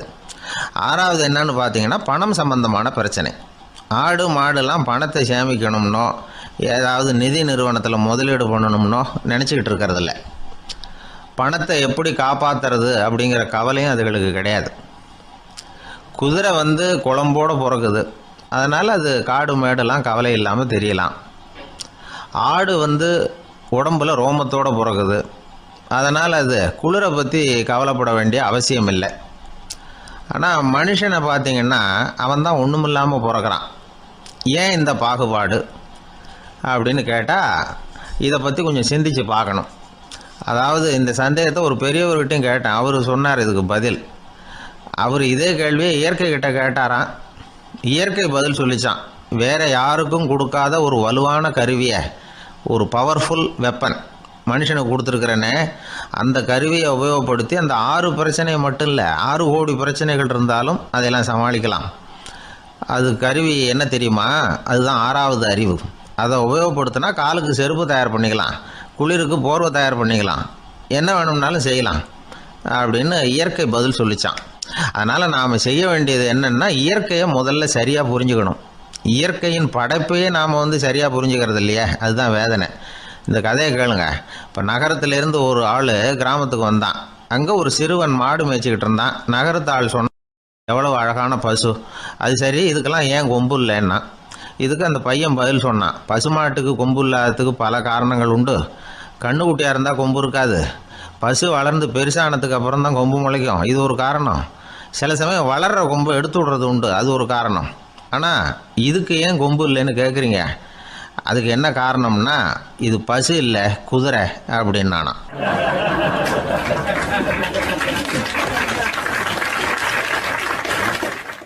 ஒரு ஊரில் ஒருத்தர் இருந்தான். ஏதோ ஒரு சின்ன அலுவலகத்தில் வேலை பார்த்துக்கிட்டு இருந்தான். ரொம்ப ஏழை. வர்ற கொஞ்சம் வருமானத்தை வச்சு வாழ்க்கையை ஓட்டிகிட்டு இருந்தான். ஒரு நாள் தெரு வழியாக அவன் நடந்து வந்துக்கிட்டு இருக்கிறான். தெருவில் ஒரு காசு கிடந்தது. அதை பார்த்துட்டான். அது குனிஞ்சு எடுத்தான். அது ஒரு பழங்கால காசு. அந்த காசு நடுவில் ஒரு துளை இருந்தது. அதாவது துளையிட்ட நாணயம். பழங்காலத்தில் புழக்கத்தில் இருந்த ஒரு நாணயம் அது. துளையிட்ட நாணயம் கிடச்சிதுன்னா ரொம்ப நல்லது, அது அதிர்ஷ்டம் அப்படின்னு ஒரு நம்பிக்கை உண்டு. இவன் கையில் அது கிடைச்சதும் ரொம்ப சந்தோஷப்பட்டான். இனிமேல் என்னுடைய கஷ்டம்லாம் தீரப்போகுது, அதிர்ஷ்டம் என்னை தேடி வரும், நான் பணக்காரன் ஆகிடுவேன் அப்படின்னு சொல்லிட்டு அந்த காசை தன்னுடைய கோட்டு பையில் பத்திரமா போட்டு வச்சுக்கிட்டான். அடிக்கடி அதை தொட்டு பார்த்துக்கிறது உண்டு, வெளியில் எடுக்க மாட்டான். இப்படியே கொஞ்ச காலம் ஆச்சு. அதுக்கப்புறம் என்னாச்சு தெரியுமா? நிஜமாகவே அதிர்ஷ்டம் அவனை தேடி வர ஆரம்பிச்சுட்டுது. செல்வம் வந்து குவிஞ்சுது. பணம், பதவி, புகழ் எல்லாம் வந்து சேர்ந்தது. சமூகத்தில் அவன் ஒரு பெரிய மனுஷன் ஆகிட்டான். எல்லாரும் அவனை பாராட்டினாங்க. அவன் எதை தொட்டாலும் வெற்றி, எல்லாம் அந்த காசோட மகிமை அப்படின்னு அவன் மனசுக்குள்ளே நினச்சிக்கிட்டான். தினமும் காலையில் அந்த கோட்டை போட்டுக்கிட்டு தான் வெளியில் கிளம்புவான். புறப்படுறதுக்கு முன்னாடி கோட்டு பாக்கெட்டை தொட்டு பார்த்துக்குவான், உள்ளே காசு இருக்கா அப்படிங்கிறத உறுதிப்படுத்திக்குவான். அதுக்கப்புறம் தான் வெளியில் கிளம்புவான். இப்படியே பல வருஷம் ஓடி போச்சு. ஒரு நாள் அவனுக்கு அந்த ஆசை வந்துட்டுது. அதாவது அந்த துளையிட்ட நாணயத்தை எடுத்து கண்ணால் பார்க்கணும் அப்படின்னு. காலையில் சாப்பிட்டுக்கிட்டு இருந்தான். அப்போ தன்னுடைய மனைவிகிட்ட சொன்னான், ரொம்ப நாளைக்கு அப்புறம் என்னுடைய அந்த நாணயத்தை இன்றைக்கி வெளியில் எடுத்து பார்க்க போகிறேன்னா. என்னத்துக்கு அது, இப்போ அதை பார்க்க வேணாமே அப்படின்னு மெதுவாக இழுத்தாங்க அந்த அம்மா. இல்லை நான் பார்த்தே தீரணும் அப்படின்னு அவன் தன்னுடைய சட்டை பைக்குள்ளே கையை விட்டான்.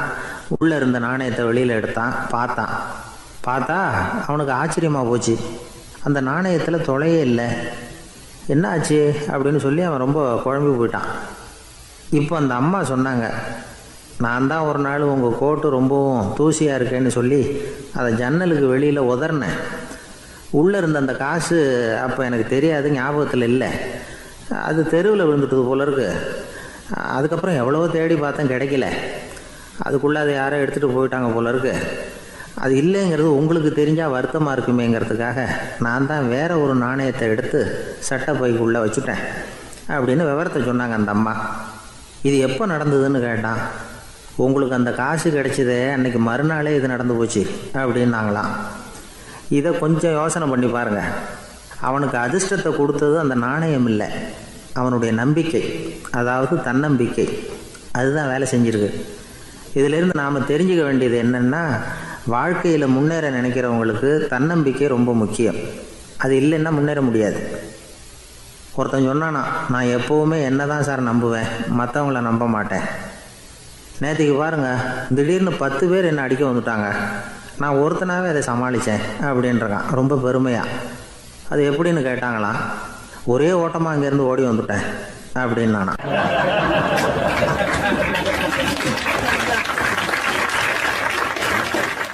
ஒரு பள்ளிக்கூடம் வகுப்பு நடந்துக்கிட்டு இருக்கு. ஆசிரியர் பாடம் நடத்திக்கிட்டு இருக்கிறார். நடத்தி முடித்த உடனே கேட்டார், மாணவர்களே, இதுவரைக்கும் நான் நடத்தின பாடத்தில் உங்களுக்கு ஏதாவது சந்தேகம் இருக்கா அப்படின்னு கேட்டார். அப்புறம் ஒவ்வொருத்தராக கேட்டார். ஒரு மாணவன் எழுந்திரிச்சான். சார், எனக்கு சந்தேகம் எதுவுமே இல்லைன்னா. ஏன்னு கேட்டார். ஏன்னா எனக்கு நீங்கள் நடத்தின பாடம் தெளிவாக புரிஞ்சுட்டுது, அதனால் சந்தேகம் வரலன்னா. இன்னொரு மாணவன் எழுந்திரிச்சான். சார், எனக்கும் சந்தேகம் எதுவும் இல்லைன்னா. ஏண்டான்னு கேட்டார். ஏன்னா எனக்கு நீங்கள் நடத்தின பாடம் எதுவுமே புரியல, அதனால் சந்தேகம் வரல அப்படின்னா. இந்த இடத்துல நாம் கொஞ்சம் சிந்திச்சு பார்க்கணும். இந்த உலகத்தில் எல்லாம் புரிஞ்ச ஒருத்தனுக்கும் சந்தேகம் வராது, எதுவுமே புரியாத ஒருத்தனுக்கும் சந்தேகம் வராது. அறகுறையாக புரிஞ்சுக்கிட்டவன் இருக்கான் பாருங்க, அவனுக்கு தான் அடிக்கடி சந்தேகம் வரும். ஆக மாணவர்களை இந்த 3 வகையாக பிரிக்கலாம். அதே மாதிரி தான் மனிதர்களையும் 3 வகையாக பிரிக்கிறாங்க ஆன்மீகவாதிகள். ஒரு ஆன்மீக பெரியவர் என்ன சொல்கிறார் தெரியுமா? இந்த உலகத்தில் 3 வகையான மனிதர்கள் இருக்கிறாங்களாம். முதல் வகை எப்படி தெரியுமா? இவங்களுக்கு எதையும் தெரிஞ்சுக்கணுங்கிற அவசியமே கிடையாது. ஏன்னா அவங்களுக்கு எல்லாமும் தெரியும். இவங்க ஞானத்தின் முழு வடிவாக இருக்கிற காரணத்தினால அவங்களுக்கு எந்த சந்தேகமும் இல்லை, எந்த கேள்விகளும் கிடையாது. இந்த நிலையில் இருக்கிறவன் கிருஷ்ணன். எல்லாத்துக்கும் விட தெரிஞ்சுக்கிட்ட நிலையில் அவன் விடையாக மாறிவிட்டான் அப்படின்னு சொல்லுவாங்க. 2வது நிலையில் இருக்கிறவன் அர்ஜுனன். இவனுக்கு எப்போ பார்த்தாலும் கேள்விதான், சந்தேகம்தான். பதில் சொல்ல சொல்ல அவனுக்கு இருக்கிற சந்தேகமும் அதிகமாகிக்கிட்டே இருக்கும், குறையவே குறையாது. அர்ஜுனன் மாதிரி உள்ளவங்க எப்பவும் கேள்வி கேட்டுக்கிட்டே இருப்பாங்க. ஒரு கேள்விக்கு விட கிடைச்சுட்டுன்னு வைங்க, உடனே இன்னொரு கேள்வி அவங்ககிட்ட இருந்து வரும். கிருஷ்ணனுடைய நிலை எப்படின்னா அது கேள்விகளே அற்ற ஒரு நிலை. அர்ஜுனனுடைய நிலை எப்படின்னா அது கேள்விகளை தவிர வேறு எதுவும் அற்ற ஒரு நிலை. இவங்களை தவிர இன்னொரு ஆள் இருக்கிறான், அவனுக்கும் கேள்விகள் அற்ற ஒரு நிலை தான். அவன் யாருன்னா துரியோதனன். இவனுக்கு தெரிஞ்சுக்கணுங்கிற எண்ணமே சுத்தமாக கிடையாது. ஆவலே இல்லைங்கிறதுனால அதை புரிஞ்சுக்கணுங்கிற அவசியமும் இல்லை. அதனால் அவனுக்கு கேள்விகள் அற்ற ஒரு நிலையில் அவன் இருந்துகிட்டு இருக்கிறான். எல்லா பதிலும் தெரிந்து கொண்ட நிலையில் கிருஷ்ணனும் கேள்விகள் அற்ற நிலையில் இருக்கிறான். தெரிஞ்சுக்கணுங்கிற ஆவலே இல்லாத துரியோதனனும் கேள்விகள் அற்ற நிலையிலே இருக்கிறான். இப்படியும் இல்லாமல் அப்படியும் இல்லாமல் ரெண்டும் கெட்டான நிலையில் இருக்கிறானே, அவன் தான் அர்ஜுனன். அதனால் பெரியவங்கள்லாம் என்ன சொல்கிறாங்கன்னா, இந்த உலகத்தில் அர்ஜுனன்களாக இருக்கிறவங்க ஒன்று துரியோதனனாக மாறிடணும், இல்லைன்னா கிருஷ்ணனாக மாறிடணும். இதை தவிர வேற வாய்ப்பு இல்லை. துரியோதனன் மாதிரி உள்ளது விலங்கு நிலை, கிருஷ்ணன் மாதிரி உள்ளது தெய்வ நிலை. அர்ஜுனன் விலங்காவும் ஆக முடியல, தெய்வமாகவும் ஆக முடியல. இப்படி ரெண்டும் கெட்டானா இருக்கிற வரைக்கும் இந்த கேள்விகளும் பிரச்சனைகளும் இருந்துக்கிட்டே தான் இருக்கும். இதுதான் பெரியவர்கள் சொல்லுகிற அனுபவ உண்மை. ஒரு ஆசிரியர் ரொம்பவும் விரிவாக விளக்கமாக பாடம் நடத்தின பிறகு, மாணவர்களே ஏதாவது சந்தேகம் இருந்தால் கேளுங்கன்னாராம். ஒரு மாணவன் எழுந்திரிச்சான். சார், எனக்கு ஒரு சந்தேகம்னா. என்னன்னு கேட்டார். இது வரைக்கும் என்ன பாடம் சார் நடத்துனீங்க அப்படின்னா அந்த பையன்.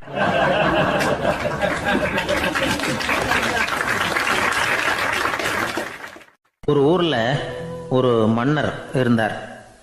ஒரு நாள் அவருடைய அரசவைக்கு ஒரு ஓவியன் வந்தான். அவன் சீனா தேசத்திலிருந்து வந்தவன், தாவோ சிந்தனையாளன். அவன் அங்கே மன்னர் முன்னாடி நிற்கிறான். யாரும் செய்ய முடியாத ஒரு காரியத்தை என்னால் செய்ய முடியும்னா.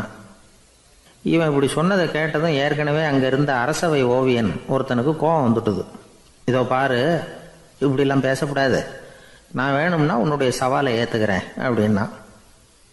நாம் 2 பேரும் ஓவியம் தீட்டுவோம், அதை பார்த்துட்டு நம்ம 2 பேரில் யார் சிறந்த ஓவியன் அப்படிங்கிறத மன்னரே தீர்மானம் செய்யட்டும், என்ன சொல்கிற அப்படின்னு கேட்டான் அவன். அவனும் சரின்னு ஒத்துக்கிட்டான். போட்டி ஆரம்பமாச்சு. அரசர் அவங்களுக்கு 2 சுவர்களை ஒதுக்கி கொடுத்தார். 6 மாத காலம் அவகாசம் கொடுத்தார். 2 ஓவியர்களும் அவங்கவுங்க வேலையை ஆரம்பித்தாங்க. இரவு பகலாக வேலை செய்ய ஆரம்பிச்சுட்டாங்க. 6 மாதம் முடிஞ்சது. அரசர் பார்த்தார். முதல்ல தன்னுடைய அரசவை ஓவியர் தீட்டி இருந்த ஓவியத்தை பார்த்தார். ரொம்ப பிரமாதமாக இருந்தது, பாராட்டினார். இதோ பாரு, உன்னுடைய ஓவியம் அற்புதமாக இருக்குது, உயிரோட்டம் உள்ளதாக இருக்குது, கலையின் உச்சமே இதுதான், இதை விட சிறந்த ஒரு ஓவியத்தை வேற யாராலையும் படைக்க முடியாது அப்படின்னார். அதுக்கப்புறம் அந்த சீன ஓவியன்கிட்ட போனார். எங்கே உன்னுடைய ஓவியம்னு கேட்டார். திரைச்சீலையை விலக்கி விட்டு பாருங்கன்னா. மன்னர் அந்த திரைச்சீலையை விளக்குனார். உள்ளே ஓவியம் இருக்க வேண்டிய இடம் கண்ணாடி மாதிரி தெரிஞ்சுது. அவன் அந்த 6 மாத காலமாக அந்த சுவரை தேய்ச்சி தேய்ச்சி கண்ணாடி மாதிரி ஆக்கி வச்சிருக்கிறான். அதுக்கு நேராக எதிர் சுவரில் அரசவை ஓவியன் தீட்டின ஓவியம் இருக்குது. அது எதிரில் இருந்த இந்த கண்ணாடியில் பட்டு பிரதிபலிக்குது. மன்னர் யோசனை பண்ண ஆரம்பித்தார். அப்புறம் அந்த சீன ஓவியனை பார்த்து கேட்டார். இதை பாரு, நீ என்னுடைய ஆளை தோற்கடிச்சுட்ட அப்படிங்கிறதுல சந்தேகம் இல்லை, ஆனாலும் எங்களை ஏமாற்றி இருக்கிற, எந்த ஓவியமும் நீ வரையிலையே அப்படின்னார். அரசே, இதுதான் உண்மையான ஓவியம், உயிருள்ள ஓவியம். இது மனோபாவங்களை பிரதிபலிக்கும், மாறுகின்ற காலங்களை அப்படியே காட்டும் அப்படின்னா அந்த சீன ஓவியன். கையால் வரைகிற ஓவியங்களில் சலனம் இல்லை. கண்ணாடி அப்படி கிடையாது. சக்தியின் ஓட்டம் அதில் எப்பவும் இருந்துக்கிட்டே இருக்கும். கண்ணாடி மட்டுமே ஜீவன் உள்ள ஓவியமாக இருக்க முடியுங்கிறத அந்த சீன ஓவியன் தெரிஞ்சு வச்சிருந்தான். ஏன்னா அவன் ஒரு தாவோ சிந்தனையாளன். ஒவ்வொரு குழந்தையும் இந்த கண்ணாடியோடு தான் பிறக்குது.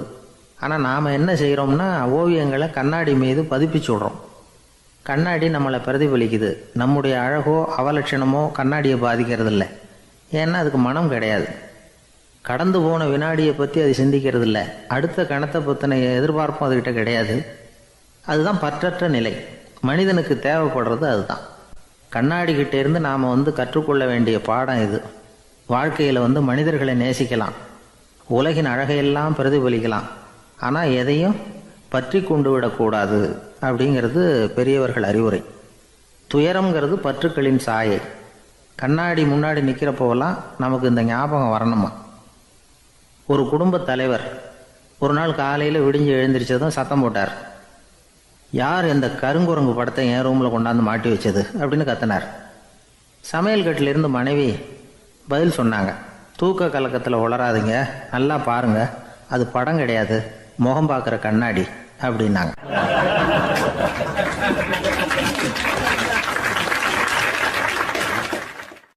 தானத்தில் சிறந்தது எது அப்படின்னு ஒரு கேள்வியை கேட்டு தானத்தில் சிறந்தது நிதானம் அப்படின்னு அதுக்கு ஒரு பதிலும் சொல்கிறவங்க உண்டு. நிதானம் ரொம்ப அவசியம். அதுவும் இன்றைய உலகத்துக்கு ரொம்ப அவசியம். இன்றைக்கி உலகம் ரொம்ப பரபரப்பாக போய்கிட்டு இருக்குது. பொறுமையாக இருக்கணும்னு நினைக்கிறவங்களால கூட அப்படி இருக்க முடியறதில்ல. பொறுமையை சோதிக்கிறது மாதிரி பல சம்பவங்கள். அதையெல்லாம் சந்திச்சே தீர வேண்டியிருக்குது.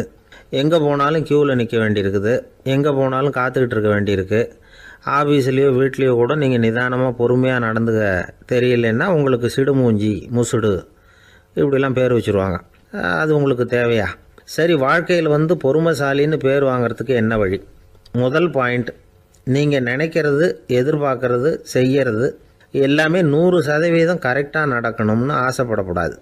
எதுவாக இருந்தாலும் அதில் ஓரளவுக்கு தவறு நடக்கலாம் அப்படிங்கிறத எதிர்பார்த்தே இருக்கணும். ஓரளவுக்கு அதை அனுமதிக்கணும்.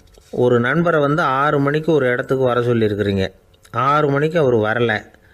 உடனே பொறுமை இழந்து நடந்துக்கக்கூடாது. ஒரு 10 நிமிஷம் டிலே ஆகலாம். ஒரு வர்ற வழியில் பஸ்ஸு கூட ஏதாவது டிராஃபிக்கில் மாட்டியிருக்கலாம். அதெல்லாம் எதிர்பார்த்தே கொஞ்சம் காத்திருக்கிறதுல ஒன்றும் தப்பு இல்லை. சில சமயம் டிலே ஆகிறது கூட நல்லதாக முடியும். ஒரு பஸ்ஸை தவற விட்டுட்டு ஐயோ கொஞ்சம் ஒரு 2 நிமிஷம் முன்னாடி வந்திருந்தா பிடிச்சிருக்கலாமே அப்படின்னு தவிச்சிக்கிட்டு இருப்பாங்க சில பேர். அடுத்தபடியாக வர்ற பஸ்ஸு நேரடியாக நீங்கள் போக வேண்டிய இடத்துக்கே கொண்டு போய் விடுற பஸ்ஸாக கூட இருக்கலாம். அது உங்களுக்கு முன்னாடி தெரியாதுல்ல. சில நெருக்கடியான சூழ்நிலைகளை தமாஷா எடுத்துக்கிறதுக்கு பழகிக்கணும். சில இடங்களுக்கு போகிறப்ப காத்திருக்கிறதுக்கு நம்ம மனசை தயார்படுத்திக்கிட்டே போகணும். ஒரு ரயிலுக்கோ பஸ்ஸுக்கோ அல்லது விமானத்துக்கோ கப்பல் பிரயாணத்துக்கோ போகிறப்போ அங்கே போய் நீங்கள் மணிக்கணக்கில் கூட காத்துக்கிட்டு தான் இருக்கணும். புறப்படுற நேரம் கூட மாறலாம். நீங்கள் போய் சேர்ந்ததும் அது உடனே புறப்படணும்னு கட்டாயமாக என்ன? அது மாதிரி சமயத்தில் படிக்கிறதுக்குன்னு சில சுவாரஸ்யமான புத்தகங்களையும் கையில் எடுத்துக்கலாம். உங்களை சுற்றி எவ்வளவோ சுவாரஸ்யமான சம்பவங்கள் நடந்துக்கிட்டு இருக்குதுல்ல, அதையெல்லாம் வேடிக்கை பாருங்கள். எதுக்காக காத்துக்கிட்டு இருக்கிறோமோ அந்த காரியத்தில் உண்மையாகவே நமக்கு ஒரு அக்கறை இருந்தால் நமக்கு போர் அடிக்காது. சில கோயில்களில் பார்த்துருப்பீங்க, தரிசனத்துக்காக பக்தர்கள் நாள் கணக்கில் காத்துக்கிட்டு இருப்பாங்க. அவங்களெலாம் அழுத்துக்கிறது இல்லை. ஆண்டவனை தரிசிக்கணுங்கிற உண்மையான அக்கறை இருக்கிறதுனால அவங்களுக்கு போர் அடிக்கிறது இல்லை. ஆனால் சில சினிமா தியேட்டரில் கூட பார்க்கலாமே, சினிமா கியூ கூட அப்படி தான். சாயந்தரம் 6 மணி ஆட்டத்துக்கு காலம்பரம் 6 மணிக்கே போய் கூட காத்துக்கிட்டு இருப்பாங்க. அவங்களுக்கெல்லாம் போர் அடிக்காது. படம் பார்க்குற ஆர்வம். இன்னொரு முக்கியமான விஷயத்தை நாம் பழக்கப்படுத்திக்கணும். லிவ் ஃபார் தி மூமெண்ட் அப்படிங்கிறாங்க நிபுணர்கள். ரொம்ப பேர் எப்படின்னா அடுத்தபடியாக நடக்க போகிற விஷயத்திலேயே கவனமாக இருப்பாங்க. அந்த நினைப்புலேயே இந்த நிமிஷத்தை பொறுமை இல்லாமல் கழிப்பாங்க. ஒருத்தர் இருக்கார், அவர் எப்படின்னா ஆஃபீஸ் முடியறதுக்குள்ளேயே சார் 5 மணிக்கெல்லாம் ரெடியாக இருங்க, நாம் அந்த ஹோட்டலில் போய் டிஃபன் சாப்பிட்ணும் அப்படின்னு 4 மணிலேருந்து சொல்லிகிட்டு இருப்பார். 4:55 பரபரப்பாக ஓடி வருவார். 2 பேரும் புறப்படுவோம், ஹோட்டலுக்கு போவோம், சாப்பிட்டுக்கிட்டு இருப்போம். அப்படி சாப்பிட்டுட்டு இருக்கிறப்பே சார் சாப்பிட்டு முடித்ததும் நேராக ஒரு ஜவுளி கடைக்கு போகிறோம் அப்படிம்பார். பரபரக்க சாப்பிட்டு முடிப்பார், புறப்படுவார். ஜவுளி கடையில் அவசரமாக சீக்கிரம் பில் போடுங்க சார், சினிமாவுக்கு நேரம் ஆகிடும்பார். சினிமா தியேட்டரில் உட்காந்து அடுத்தபடியாக எங்கே டின்னர் சாப்பிட்றதுன்னு யோசனை பண்ணிகிட்டு இருப்பார். ராத்திரி படுக்கையில் விழுந்ததுக்கு அப்புறமும் நாளைக்கு காலையில் எழுந்திரிச்சதும் அதை பண்ணணும் இதை பண்ணணும்னு திட்டம் போட்டுக்கிட்டே இருப்பார். அதாவது எப்போவும் அடுத்த நிமிஷம், அடுத்த நாள், அடுத்த வாரம், அடுத்த வருஷம், இதுதான் அவங்க சிந்தனை. இந்த நிமிஷம் என்ஜாய்மெண்ட்டை அவங்க இழந்துடுறாங்களாம். அதனால தான் வாழ்நாள் பூரா பொறுமையின்மை, அவஸ்தை, அல்லல். அதனால் நாம் எல்லோரும் வாழ்க்கையில் நிதானமாக இருக்கிறதுக்கு கற்றுக்கணுமா. அதுக்காக இந்த நிதானத்துக்கு வேறு விதமான அர்த்தம் பண்ணிக்கக்கூடாது. ஒருத்தர் அப்படித்தான் ஒரு